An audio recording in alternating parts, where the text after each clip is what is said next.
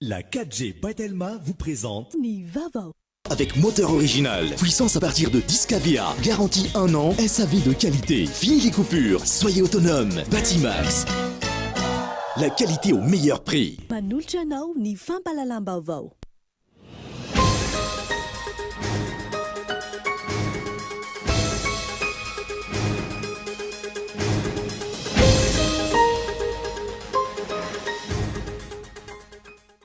Totosa androany ny fanokafana ny centre de traitement du Covid-19 ao Taolagnaro.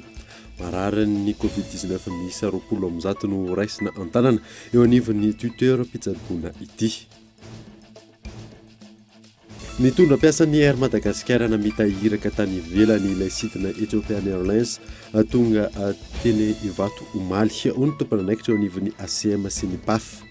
Akoatra izay, nisy teratany malagasy sy vahiny ihany koa nentin'ity fiaramanidina ity niala teto an-toerana raha ny fanazavana hatrany. Orinasa miisa 7 no hifandinika amin'ny fitondram-panjakana amin'ny fanamboarana ny autoroute voalohany eto Madagasikara, izay mampitohy Antananarivo sy Toamasina.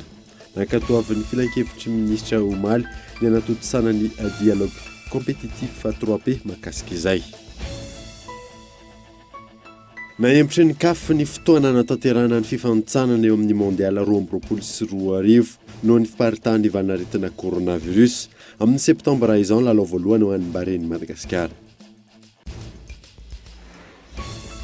Maresaka iraisam-pirenena nametrahany fitondram-panjakana frantsay fanaova-baksiny ihany koa tao amin'ny Porte de Versailles ao Paris. Nandritra izany no nanambarany filoha frantsay Emmanuel Macron ny teto andro manaraka amin'ny fanaova-baksiny. Ny adidiny rehetra.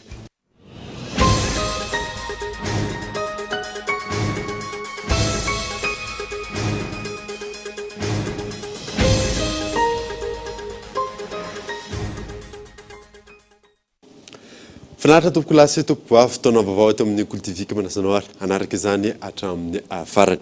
Nanomboantsika ny vaovao totosa androany ny fanokafana ny centre de traitement du Covid-19 ao Taolagnaro. Marary ny Covid-19 miisa 20 no raisina an-tanana eo anivon'ity toeram-pitsaboana ity. Abraham Randriamanana. Ny toy tao amin'ny tanàna Taolagnaro faritra Nosy Androany ny fitsidiam-patrana ataon'ny filohan'ny Repoblika manoloana ny ady atao amin'ny valanaretina Covid-19 nosokafan'ny filoha tamin'ny fomba ofisialy nandritra izany ny CTC-19 na ny centre de traitement du Covid ao lafitsinanana Taolagnaro. 20 ny isan'ireo marary tsaboana eo anivon'ity CTC ity. Nisy araka izany ny fanampiana raha-pitaovana sy fanafody avy amin'ny fitondram-panjakana ho fanamafisana ny fandraisana sy ny fikarakarana ireo marary. Hatramin'ny maraina teo ampolin'ireo marary efa manaraka fitsaboana eo anivon'ny CTC-19 ao Taolagnaro. Ilaina tokoa izany hoe fampitaovana izany ahafahana miatrika miady amin'ity valanaretina ity izay atrehantsika rehetra miaraka. Anisan'izany zany ny fampitaovana sy fanampiana ny concentrateur d'oxygène izay misa 10 izay aparitaka eto Anosy fa indrindra moa zany eto Taolagnaro. Fa misy maromaro ihany amapoliny ny olona izay efa tratra ny forme grave ato amin'ity CTC 19 ity. Zay no mahatonga anay mitondra an'ireo bouteille d'oxygène. Akoatran'izay dia tiako ny manamarika hatrany fa ny fitsaboana ny fanafody izay itsaboana amin'ity valanaretina coronavirus ity dia etoan'ny fitondram-panjakana manontolo ary maimaimpona fa tsy tokony isy ovidiny. Nisaotra sy nankasitraka ireo mpisehatra amin'ny fahasalamana ny filoha amin'ny fiatrehana ny valanaretina. Arak'izany, ny toy ny fanomezana ny prime spéciale ho an'ireo mpiasan'ny fahasalamana mandray an-tanana ny Covid-19. Ny tondram-piasan'ny Air Madagascar namitahiraka tany ivelany ilay sidina Ethiopian Airlines tonga teny Ivato omaly ho ny tompon'anaikitra eo anivon'ny ACM sy ny PAF.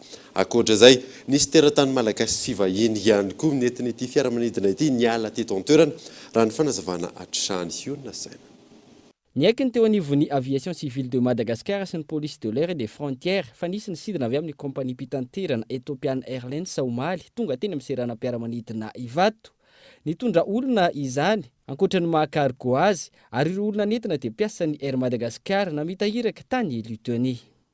Tena marina moa zany fret cargo izy io fa nitondra olona izy io 20 reo olona ireo dia équipage ny compagnie nationale la compagnie air Madagascar technicien ny aviation civile anankiray miantony a dia reny olona ireny dia namitahiraka tany a Lituanie satria lay Boeing 737 ny compagnie air Madagascar 737-800 dia en fin de contrat dia naverina any Lituanie dia rariny loatra angamba raha vita ny hiraka izay nampanaovina azy dia mba miverina tanindrazana izy sady ny équipage amin'ireo ny pilote sy ny copilote-ndreo dia mbola hamonjy indray an'ilay Airbus A340 izay ho an'ny Chine izay hitantsika tsara moa zany amin'izao fotoana izao ny ezaka ataon'ny fanjakana amin'ny ady amin'ny falana aretina ny Covid-19. Nisy ihany koa ny olona nentin'ity fiaramanidina Ethiopian Airlines ity raha ny fanazavana hatrany ny azo any Addis Abeba izay nahitana masera sy atleta malagasy. Io sidina Ethiopian Airlines io maly dia mitondra olona mivoaka. Ny ao anatin'izy io maly dia ny mpanao basket. Raha tsy diso misy mpanao basket ny gendarmerie nationale atao masera nisy tokoa, religieuse nisy tokoa. Fa religieuse niainga teto Antananarivo tokoa ho any Addis Abeba. Religieuse ireo anankiroa izy dia niala teto Antananarivo tompoko ho any Addis Abeba miaraka tamin'ireo mpanao basket sy olona hafa ireo. Naiboka amina hôtely ireo olona vao tonga eto Madagasikara ary efa natao fitiliana PCR ho ny tompon'andraikitra anivon'ny police de l'air et des frontières. Misy 530 kosa ireo mpandeha niala teto Madagasikara. Dia namita ny formalité rehetra amin'ny fahatongavana rehefa navita ny test PCR amin'ny fotoana idinan'ny fiaramanidina. Rehefa vita izany formalité izany dia nanao fiboana tany amin'ny hôtely Ibis izy ireo. Ankoatra izay fiaramanidina io dia mitondra olona indray nivoaka izany hoe départ dia eo 530 135 passager zany no nivoaka tamin'io 220 amin'ireo no teratany malagasy ary ny ambiny teratany vahiny izay ody any amin'ny tanindrazany. Tsy tonga ireo masera ireo manamafy an'izany ny eto amin'ny police de l'air et des frontières fa masera andeha ho any Ghana hanao mission ary ny sary izay hitantsika hoe masera nandray taxi tao amin'ny parking dia sary n'ireo masera namany izay avy nanatitra ireo masera andika voamarina amin'ny vidéosurveillance ny aéroport moa zany. Mampametra-panontaniana manoloana ny trangan-javatra tahaka izao ny hoe nahoana no miandry fanairana sy fiparitahany vaovao amin'ny Aino Manjery sy amin'ny tambazotra tserasera hatrany ny tompon'andraikitra vao mitondra fanazavana. Ino ny sakana tsy nilazana mialoha ny fisian'ity sidin'ny kompania Ethiopian Airlines nitondra olona ity hisoroana ny resabe sy ny savorovoro amin'ny endriny maro samihafa eto amin'ny firenena. Tsy misy ny vaksiny fanefitry ny Covid-19 azo antoka zato isanjato. Izay ny fanaovan-kevitry ny mpandinika ny fiarahamonina Paul Rabaly manoloana ny resabe mandeha mahakasika ny vaksiny Covishield. Zava-dehibe ny fanaovana izany entina miady amin'ny fianaky ny valinaretina Covid-19 raha ny fanazavana hatrany Yves Richard. Miteraka divitra maro ny mahakasika ny vaksiny Covishield ho ampiasaina voalohany eto Madagasikara ety miady ny Covid-19. Manoloana ny zava-mitranga any Inde, misy ny Institut de Sérum de l'Inde namokatra ny Covishield. Maro miaya amin'ny fahombiaza ny vaksiny. Nanamafy androany ministra ny fanabeazam-pirenena teo aloha fa tsy misy vaksiny azo antoka zato isanjato ety miady ny Covid-19. Dia tsy misy vaksiny sûr à 100%. Tsy dokotera miteny an'izany fa factuel zany zavatra hita amin'ny statistika. Vao farany teo zao le Pfizer misy hoe misy myocarditis moa tsy haiko tsara le izy fa misy effet secondaire daholo ny vaksiny rehetra. Zay mahatonga ny olona miteny hoe ny olona efa voan'ny coronavirus dia efa zatra ny vatany ka tsy présenter forme grave tsony. Mety mbola voa izy mety mbola marary izy fa tsy atahorana i-présenter forme grave tsony. Na koa any ampitan-ranomasina dia lazaina fa hoe ny olona efa voan'ny coronavirus dia atao vaksiny indray mandeha fotsiny dia mety. Na izany na tsy izany zava-dehibe ny fanaovam-baksiny amin'ny fanatrarana ny immunité collective. Na mafisina ihany koa fa ezaka goavana no vita amin'ny fanjakana sy ny Académie nationale de médecine tamin'ny fitsiriana. Karazam-baksiny 4 azo ampiasaina eto Madagasikara. Nankasitrahany ihany koa ny dingana natao tamin'ny fanafarana ny vaksiny, indrindra manoloana ny tsy fahampian'ny vokatra eo amin'ny sehatra iraisan'ny pirenena. ny anaovana vaksiny dia fanatratrarana ny atao immunité collective. Ny atao immunité collective tonga 80-90% ny olona voan'ny coronavirus na vita vaksiny amin'ny coronavirus dia azo lasaina hoe voahary le fiarahamonina. Raha ny littérature ny vakiako sy ny information mba hitako sy ny boky vakiako dia ny capacité an'izao tontolo zao dia 1,500,000,000 de doses de vaccin no zakan'ny orinasa mpamokatra vaksiny. Itsika nefa 7 milliards. Par définition zany raha ohatra tsika etretra io anao vaksiny an'izao tontolo zao dia any amin'ny 10 taona 9 taona any vao vita vaksiny daholo izao tontolo zao. Andrasana raha mipitso fafito ny volana meraka zany ny fahatongavany andiany voalohany amin'ny dozana vaksiny Covishield 5,3 farany fanjakana. Ireo mpiasan'ny fahasalamana miatrika mivantana ny Covid-19, mpitandro ny filaminana, ireo zokiolona ary ireo olona diabetika sy marefo ara-pahasalana no isitraka izany voalohany. Mandidina ny resaka vaksiny izay hatrany dia mandidina ny 300 isa hatramin'ny androany. Ireo nanatanteraka fisoratana anarana amin'ny fahazahoana ny vaksiny fanefitry ny Covid-19 eo anivon'ny Amadia eto Andrenivohitra. Amin'ny ankapobeny ireo olona manana toe-batana diabetika sy marefo nanatanteraka izany Abrahama Nandriamanana. Nanomboka ny alatsinainy lasa teo ny fandraisana ny fisoratana anarana ho an'ireo maniry ny hisitraka ny vaksiny fanefitry ny Covid-19 eo anivon'ny Amadia na ny Association Malagasy contre le diabète eto Andrenivohitra. Toy izao ny filaharana hita teny an-toerana tamin'ity anio ity hatramin'ny androany manodidina ny 300 ireo efa nisoratra anarana raha nambaran'ny tompona andraikitra. Ao anatiny eo ny lehibe indrindra zao 6 taona ary ataoko hoe ny tanora indrindra ao anatin'izay raha ny jerevana antseo zany dia 7 taona. Zay mikasika ny ireo entrotranao vaksiny. Eo amin'ny atsasa manilan'ny olona mahery kely eo no ahitana ireo soratra aretina coronavirus tonga eto amin'ny Amadia amin'izao fotoana izao. Farakely ny eo amin'ny 100 ny aty sy miaraka amin'ny aremy dispensaire, aty amin'ny dispensaire aty ambany aty isan'andro. Dia amin'izao zany izy io ngamba hitanareo ihany fa tena miakatra. Antsitrapo no nataterana ny fisoratana anarana ho an'ireo maniry ny hisitraka ny vaksiny, ireo olona manana toe-batana diabetika sy ireo marefo ara-pahasalamana no isan'ny manatateraka izany ho an'ny eo anivon'ny Amadia. Za diabetika efa toa hoe efa 10 taona mahery zay dia na eno matahotra an'le corona dia misy fanefitra natongavako aty isoratra anarana no an'le vaksiny. Mba anisan'ny miaro anao le izy dia amin'ny herintaona na amin'ny 2 taona arakaraka ilay fiovan'ilay virus dia mety vaksiny hafa indray no atao arakaraka ilay fiovan'ilay virus. Mila fantatao ilay izy tsy tokony atahorana ka toe-batana ilay diabeta. Raha tsy vonona anao vaksiny ve ho tonga aty zazakely raha atao vaksiny voateraka dia atao vaksiny. Betsaka manko ny olona manao hoe misy anona kely effet secondaire zazakely raha mafampana ko ianao olon-dehibe zao hoe tsisy olana raha vonona.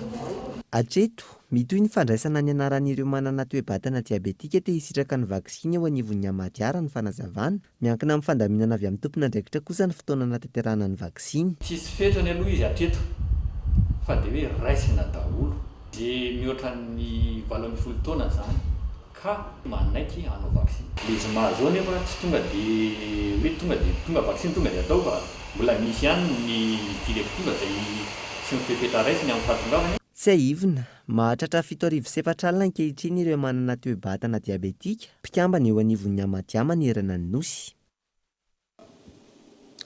Andriamatoa Raolinarivo Paolo Emilio, administrateur civil sy Andriamatoa Ramananirina Yann Wilfred, mpamakafaka politika no ivahiny amin'ny fandarana ankitso-po eto amin'ny Kolo TV Rampitso aorianan'ny fampahalalam-baovao. Niady atao amin'ny fanjakana manoloana ny fianaky ny Covid-19 ny firoson'ny fanjakana amin'ny fanaovana vaksiny sy ny fanafarana sy ny fomba itsinjarana izay ireo amin'ny ankapobeny iompana ny adevitra amin'ny izany arahoary ny ampahany amin'izay.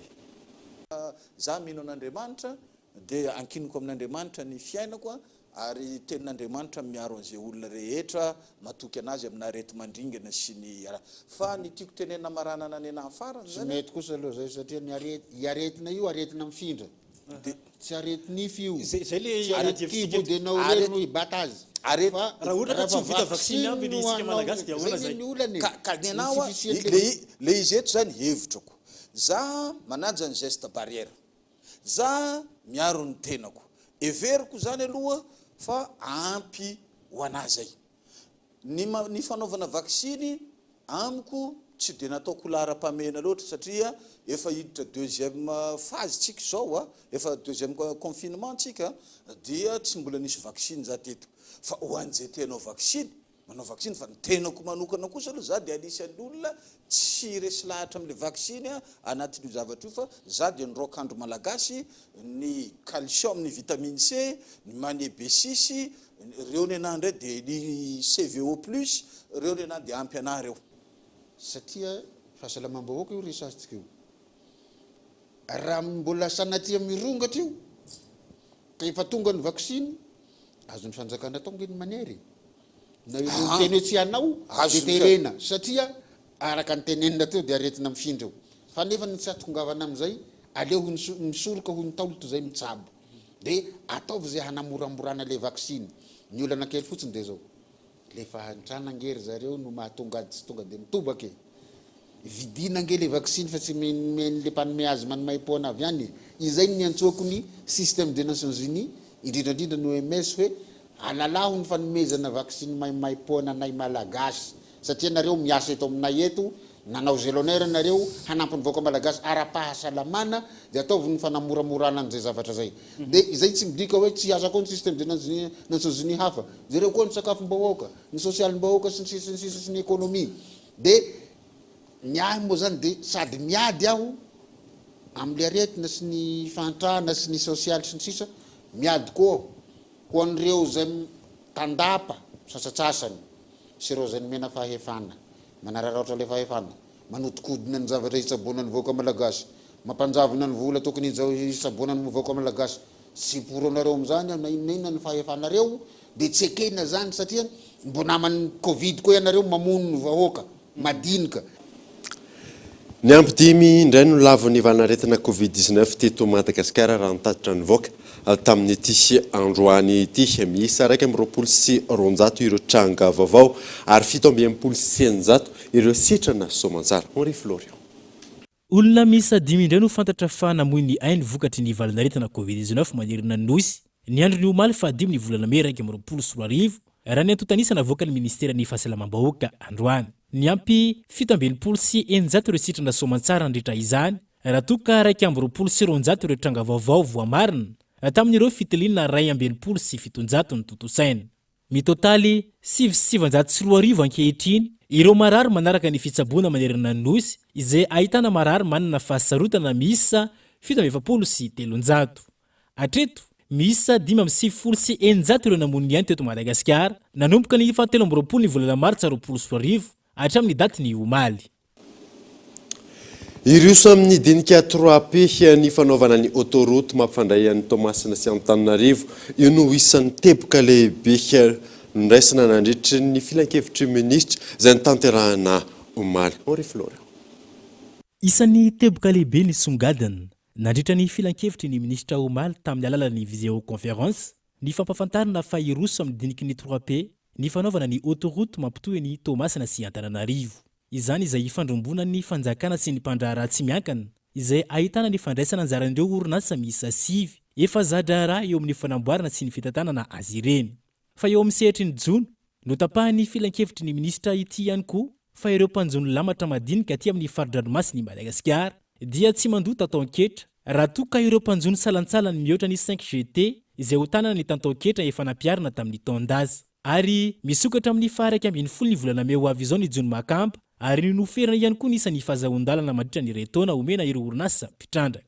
Ankoatra izay, nisongadina teo anivony ny filan-kevitry ny ministra ihany koa fa iroso amin'ny fanaovana ireo tetikasa miantraika amin'ny vantana amin'ny vahoaka ny ministera ny fitanterana sy ny fizahantany ka toeram-pakana aina manamorona ny lalam-pirenena miisa 5 no ahorina. Harenina ihany koa ireo fiantson-dalamby miisa 5 ao Manakara sy ny maro hafa.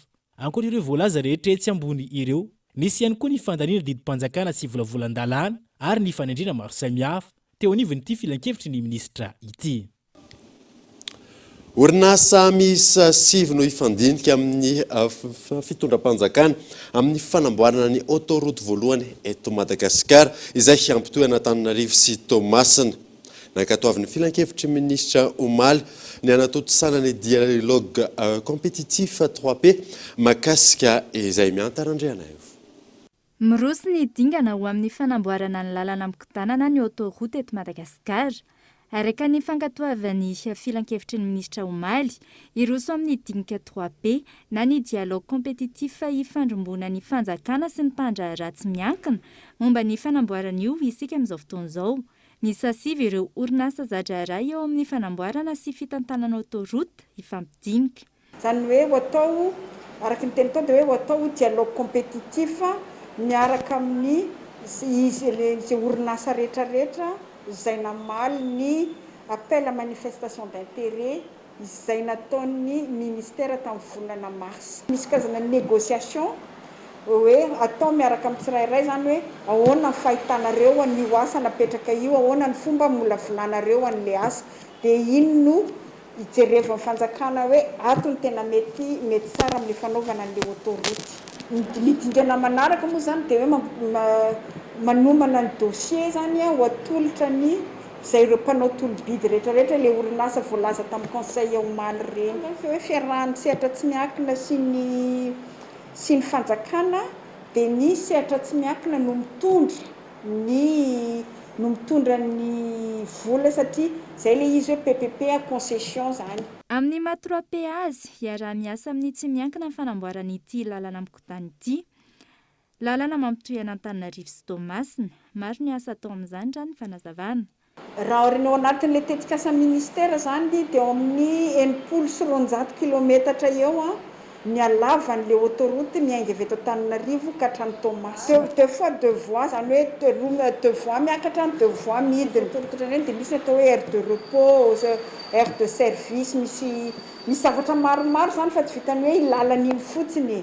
Dia izany daholo zany ao anatiny izay zavatra omeny izay anao tolobidy amintsika raha samihafa azy dia ny autoroute maneran-tany zany dia andoava-bola. Raha mandeha amin'iny ianao dia mandoa vola. Misy ilay ataontsika hoe station de péage. Arakaraky ny kilomètre andehananao zany hoe miainga ianao avy eto Antananarivo ohatra dia mivoaka ianao ato Moramanga dia misy vidiny iny. Sady aingana kokoa no hoe raha ny tena fandehan'ny autoroute zany mahitsy izy fa tsy miolanolana ohatry ny lalam-pirenena reny. Misy fainganam-pandeha tsy maintsy apetraka hoe farafakely tsy maintsy izao ianao. Tsy aivina, isan'ny fampanantenana nataon'ny filohan'ny Repoblika tamin'ny vahoaka malagasy ny fanamboarana lalana mikotana eto Madagasikara. Ity tetikasa ity izay voalohany teto amin'ny Nosy, ny fitondram-panjakana amin'ny alalan'ny ministeran'ny fanajariana ny tany sy ny asa vaventy kosa no misahana ny asa. Lafim-baovao hafa kosa indray dia analana ny fahasahiranan'ny mponina no atsaraina ary natevenina ireo lamasinina miasa amin'ny zotra FCE izay mampitohy any Fianarantsoa sy Manakara. Arenina ihany koa ireo gara misa 5 amin'ireo 17 misa. Gaetan Andriatsilavo. Isan'ny kitro ifaharan'ny fampandrosoana ny faritra Matsiatra Ambony ny fisian'ny FCE mampitohy any Fianarantsoa sy Manakara. Ankoatra ny fifanakalozana sy ny famezivezen'ny vokatra, mahasintona mpizahatany maro ihany koa ny fiaran-dalamby. Araka izany, no atsaraina ny zotran-dalamby ary nisy ny fanolorana tamin'ny fomba ofisialy lohamasinina sy vagon avy amin'ny mpitondra fanjakana.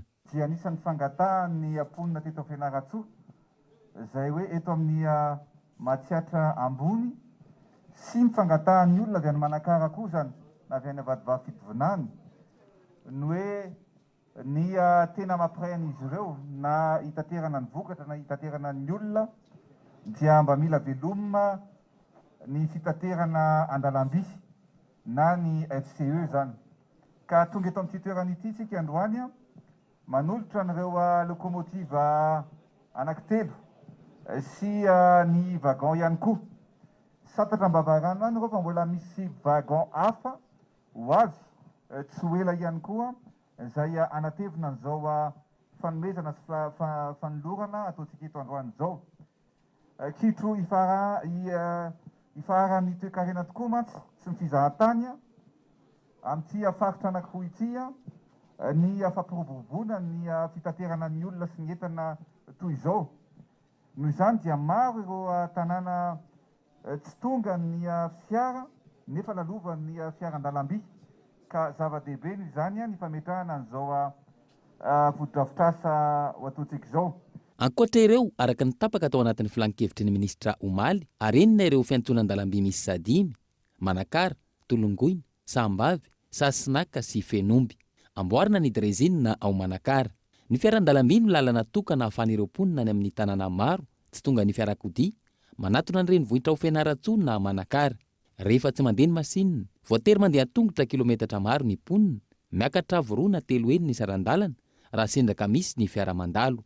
Vokany, tsy afaka mivoaka ny vokatra toy ny mangahazo, akondro, mananasy, letisia, sakamalao sy ny maro hafa. Tsy afaka mivoaka ihany koa ireo volo-fanondrana toy ny kafe, vanille, jirofo, poivre rouge sy poivre vert izay mampiavaka ny faritra. Nanomboka ny taona 1977 no feno tanteraka ny zotra mampitohy any Fianaratsoa sy Manakara izay mirefy 320 kilometatra, ahitana gara misy 720, tetezana 520 ary tunnel misy 220.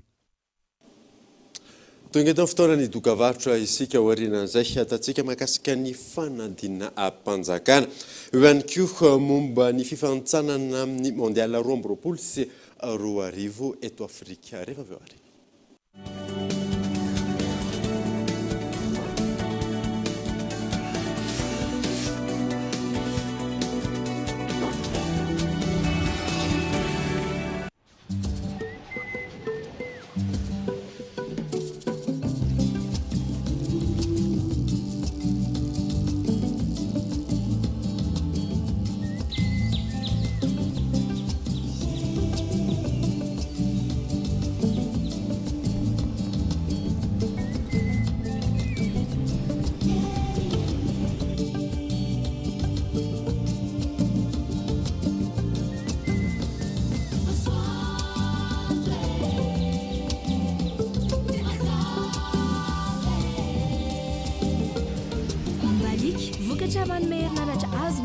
Mitsinjony tontolo iainana ahafahanao misitraka hazavana serasera ary fialamboly isan'andro n'aiza n'aiza eto Madagasikara. Mbaliky mamiratra no aviko.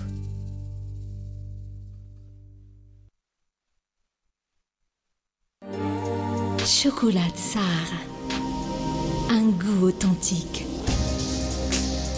un éventail de saveurs. Tsara, un trésor riche et gourmand, issu des précieuses fèves de cacao de Madagascar. Succombez au plaisir infini et profond du chocolat Tsar et de ses arômes intenses. Chocolat Tsar, savourez vos émotions.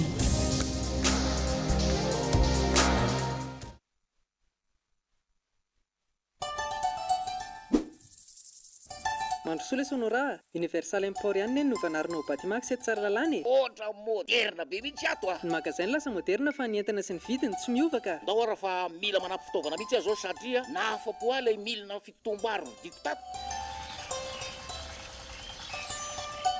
Ho atsika tatsa, tongava mitsidika amin'ny Batimax ao Tsaralalana.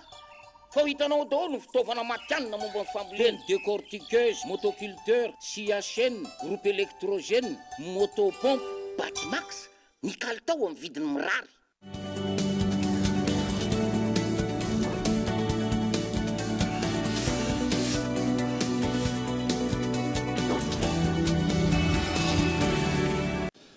Manambahiny ny sampana fampahalalam-baovao amin'ny ety alina ety ny ekipany Elcure Madagascar mivahitsika amin'ny izany izay tarihan'ny PDG ny Elcure Madagascar Andriamato Matsara Herman Amelor miarabana no tonga soa atao anatin'ny fampahalalam-baovao miaraka amin'ny ekipany fantaniana petraka voalohany isy ny conférence ho karakarainareo afaka lazalazainao misy kokoa hoe makasika izay.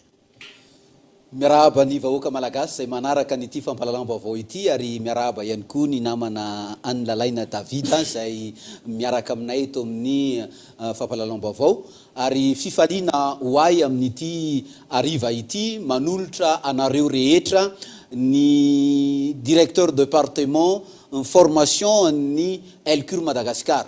Tsy iza izany fa ny namana docteur Ramanompo namana Bruno manampahaizana manokana mihitsy amin'ny fitantanany raharaha sy ny fitantanana orinasa ny formation zay ho atao ny séminaire de formation zay ho atao ny Elcur Madagascar dia ilay efa mahazatra atsika rehetra culture entrepreneuriale et développement personnel anofanana ny olona rehetra mandray anjara mba ho tonga mpandraharaha matianina eo amin'ny sehatra rehetra izay anaovanao ny asanao sy ny fandraharahana ataonao.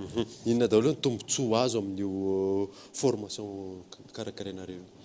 Ny tombontsoa ho azo ny mpandray anjara amin'ity fanofanana ity dia misy efatra ngeza be izay ho tanisaiko aminareo ary araho tsara. Ny tanjona efatra ho anay mpanofana ary tombontsoa ny mpandray anjara dia ireto. Ny voalohany, atonga ny mpandray anjara afe tsara sy afantatra ny tsy ambaratelo ny atao hoe développement personnel. Ny olombelona tsirairay avy dia tokony hisy dingam-pandrosoana eo amin'ny fiainana.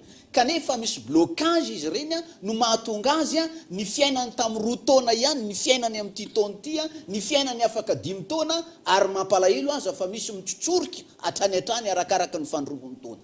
Ny faharoa dia anomezana ireo fahalalana tokony ho fantatra rehetra ny tsirairay avy mpandray anjara mba hatonga azy afaka anatsara ny fomba fitantanana ny orinasany na lay société izay natsangana. Zany hoe tokony isy miatsara zany ny fitantanana ary rehefa miatsara ny fitantanana dia mandroso ny orinasa anankiray. Ny fahatelo tombontsoa dia ahatonga ny mpandray anjara ahazo ny paikady rehetra mahomby sy azo antoka ahafahanao manatanteraka ny tetikasanao, ny projet anao, ny vinanao na ny vision anao manatratra ny tanjonao. Misy paikady zany omena mba ahafahana manatratra ny rehetrarehetra. Ary ny farany dia orientation professionnelle ho an'ireo olona zay mba manampaniriana te amin'ny zavatra nefa vida ny lohany, tsy fantany zay tokony ataony na koa hoe be hevitra loatra ianao dia tsy hitanao intsony zay raisina. Reo zany no tombontsoan'ny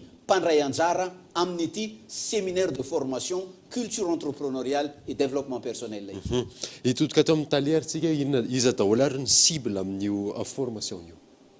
Araka izany dia ity fiofanana ity zany dia natokana ho anareo zay mba fa nanangona vola kanefa tsy mahita na misalasala inona no atao ahafahana miaina tsy mampandroso ny farim-piainana.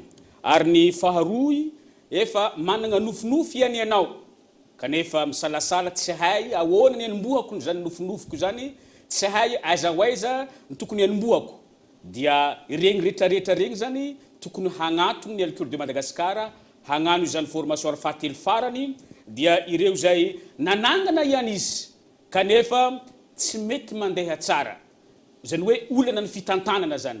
Ny Elcur de Madagascar zany dia mampianatra anao ahoana ny fitantanana tokony ho izy hahatonga ny orinasanao hiroborobo. Araka izany tongava amin'ny Elcur de Madagascar amin'ny 13-14 zany hoe amin'ny alakamisy ho avy izao sy ny zoma ho avy izao ny fiofanana zay ho ataony Elcur de Madagascar. Zay ny fotoana hoe anatanteranareo aniny formation iny raha te handray anjara indray ary ny olona iray ahoana tokony ataony? Rehefa manampaniriana te handray anjara amin'ity fiofanana ity ianao dia mazava ho azy mba azahoanao mandray ny fanazavana fanampiny dia raiso ity laharana an-tarby omeko ity 034 20 208 12 034 20 208 12. Miantso ianareo dia rehefa avy eo omena ny fanazavana fanampiny ary indrindra ahafahanareo misoratra anarana satria voafetra ho 300 ihany ny olona handray anjara amin'ity séminaire manaraka ity. Ary lazaina mazava fa manaja tsara ny geste barrière isika ao amin'ny salle de formation. Ny toerana anatanterahana nyity fiofanana ity dia eny amin'ny hôtel Red Island eny amin'ny domaine manerinerina any Vato. Fa afaka misoratra anarana kosa nareo na amin'ny alalan'ny fiantsona an-tarby na tonga eny amin'ny Brown Elcur Madagascar eny ambanidia immeuble trano fitaratra. Noho izany dia manasa anareo andray anjara misoratra anarana mialoha satria voafetra ho 300 ihany no azo mandray anjara. Aorinany zao fitenenana izao dia azonareo ataony miantso ary mandroso amidingan'ny fisoratana anarana fantatrareo ihany koa moa fa andoavam-bola ity fanofanana ity. Angatrana nareo vahita ato anatin'ny sampana fampahalalam-baovao sy ny tondra ny fanazavana mahakasika an'iny formation zay karakarainareo. Naniozantsika ny vaovao kosa indray dia toy ny ady atao amin'ny vanaretina Covid-19 dia nanolotra fitaovana fanadiovana sy fiarovana ho an'ny andrano velona any Star no tanterana ny alatsinainy 9 Mey lasa teo ny fanomezana izany ateny antoerana misy larana arzao. Mandray anjara mavitrika amin'ny toe-karena ny andrano velona ny Star amin'ny alalan'ny uzina Oviva. Arak'izany, raisiny eo andraikitra ny fanampiana amin'ny ady atao amin'ny valanaretina eny an-toerana.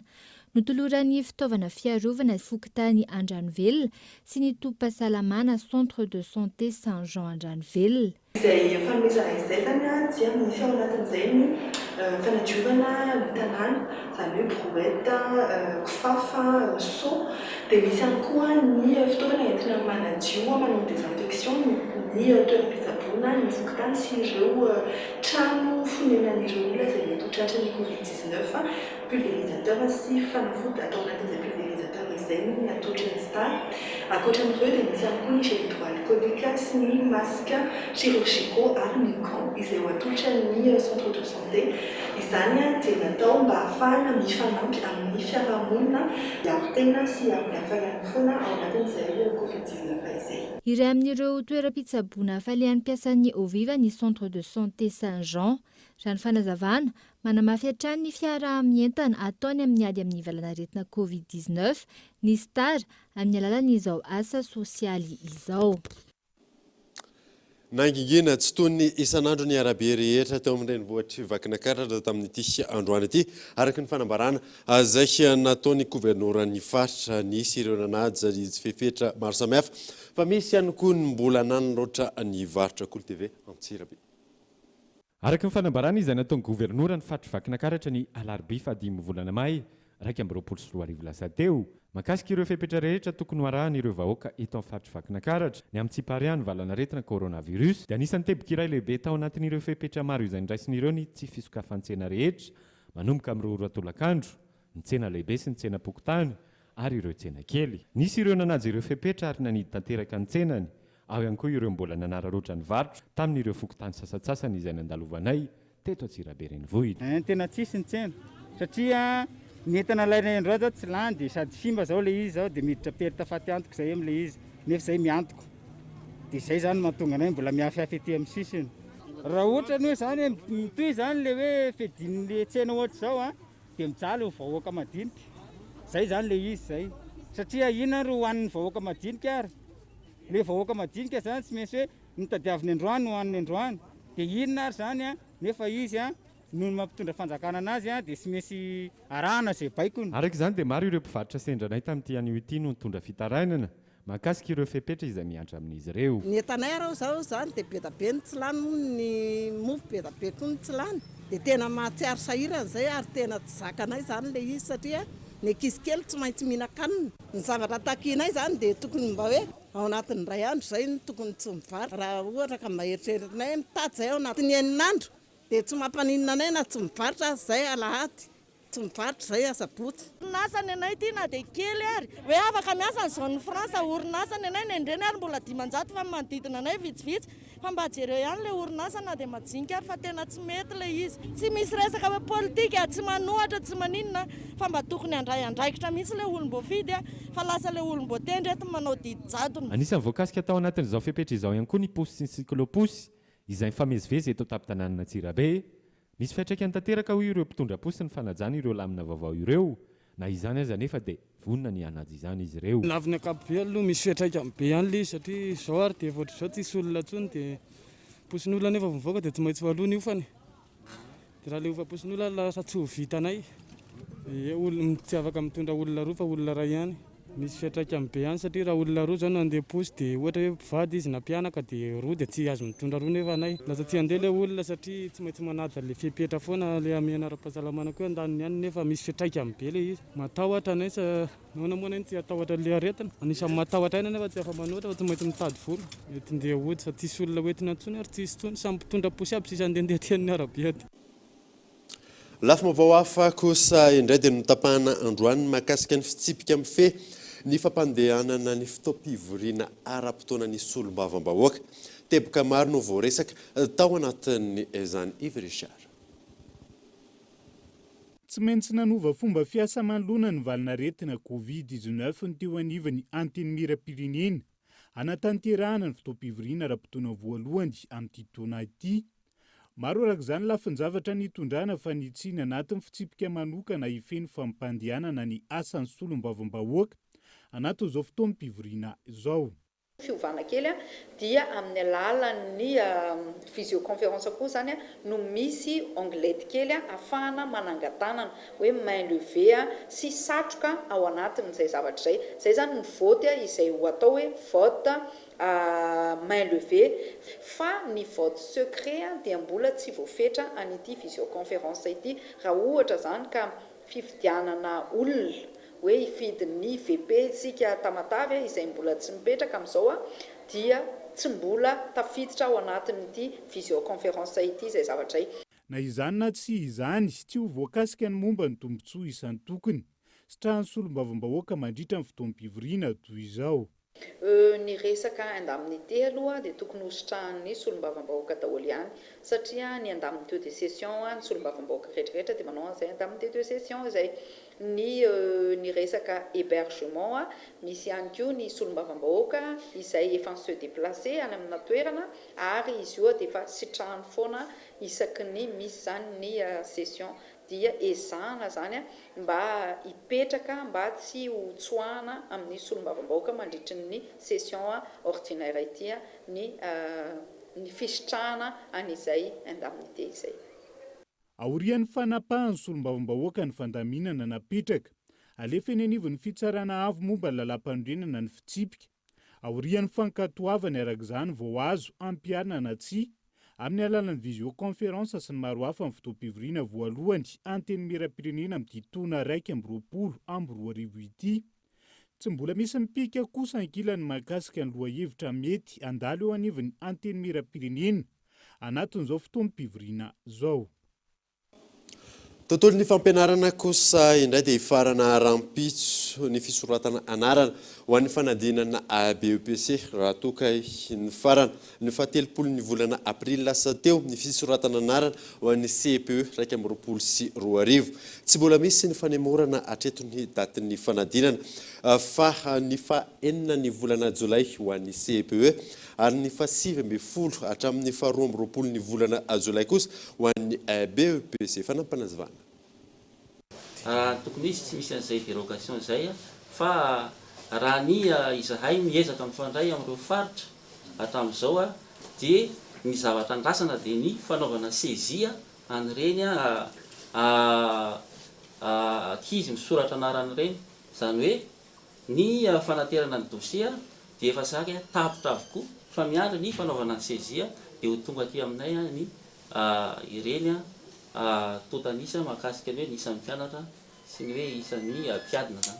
Efa nisy moa ny fivoriana niarana tamin'ireo direction nationale privé dia efa mazava tsara no ny fanarahana tamin'izany fa tsy misy an'izay teritery na izay famela filana lazainao izay satria ny fanaraka tsara zany ny direction nationale privé ny sekoly tsy miankina dia tsy izay satria zavatra nitranga tokoa nisy an'izay tamin'ny taona lasa raha fantatrareo fa tamin'ity taona ity zany efa voasoroka izay zavatra izay niarahana amin'ireo sekoly tsy miankina. Tsy maharaka ny filana amin'ny fiainana isan'andro intsony ny tomanana ho an'ny isa tokantrano malohana izany efa miverina isaky ny talata sy alakamisy eny amin'ny fokotany ny tsena mora Michel Aranarjo. Efa miverina isaky ny talata sy ny alakamisy ny tsena mora eny amin'ireo fokotany natokana ho amin'izany ho an'ny eto amin'ny fokotanin'ny 67 hektara any nord-ouest tokantrano 100 no misitraka izany ho an'ny androany. Kely olona dia mitovy eo ilay olona mividy amin'ny manaka an'ilay entana tsy maintsy manakara fokotany mazava ho azy zany dia 100 tokantrano 100 isaky ny fokotany efa 100 tokantrano zany ny totalin'ny fokotany efatra amin'ny ankapobeny aloha tsy ampy le izy zany amin'ny ankapobeny satria efa 100 any tokantrano amin'ny fokotany anankiray dia 100 rehetra fokotany efatra samy manana tokantrano 100 avy tsy ho tokantrano 100 ihany ny fokotany ety amin'ny tesosansely amin'ny ankapobeny fa dia afy ataony afisazy dia anjaran'ny rehetra mahita manao an'ilay zavatra aloha ety amin'ny ity satria efa zao ny fitsazarana izy satria misy afisazy ihany mandeha dia izay tonga voalohany eto zany mahazo azy satria sarotra be ny andeha hoe ho ato amin'ny lohatrano anankiray misy tokantrano telo ao dia ny ray dia andehanana ny ray tsy andehanana manahirana manjary mampisy olana amin'ny mpiaramonina zay. Entina misoroka ny fiparian'ny valanaretina misy ny fandaminana napetraka ireo tompon'andraikitra. Dia tsy folofolo ireo olona ireo dia alahatra isaky ny fokotany dia zay ireo tompon'andraikitra ry amin'ny fokotany tora dia mandefa folo ary amin'ny anina ry atao malalaka tsara sady manaja an'ilay fipetra amin'ilay ray metatra tsy tsy kelikely ilay olona zany efa misy torana zany ametrahana andro zareo ary akaiky ny malaladalaka ry dia ajaina ilay ray metatra dia rehefa avy eo zany zareo alefa makaty amin'ny fanjifanan'ilay entana. Sarotra ny fitantanam-bola ao an-tokantrano amin'izao vanim-potoana izao raha nambariny ity renim-pianakaviana nanaovana fanadihadiana ity. Raha toka eny an-tsena tahaka ny mahazatra no hiantsenany amin'izao, zaraza misy ny tsena mora ho izy ahafahana mametraka ambom-bola kely. Tena mitombo ny vola entina metsena satria ilay vary ny vidinao efa 100 lasa vidinao 900 dia voatery zany ianao tsy maintsy manenjika an'ilay mba tsena mora ohatra izao. Raha taloha hoe manana 10,000 zany dia mba hoe ampitsinjaraina indray andro fa zao zany 10,000 zany tsy miteny mihitsy tsisy lanja mihitsy dia izay mba tonga anay manenjika an'ilay vary mora mba misy mba hoe mba tsinjaraina zany satria ilay izany mba miraharary hoe 6,000 ny kilao dia mba manana 30,000 ianao mahazo 5 kilao. Vary jifaina 200 ariary ny kilao ary menaka jifaina 4 ariary ny litatra. Izay no mamaritra ny entana hita eny amin'ireo tsena mora isam-pokotany amin'izao isaky ny talata sy ny alakamisy. Vary 5 kilao sy menaka 2 litatra no azon'ny olona iray amin'ny tokantrano iray jifaina amin'izany.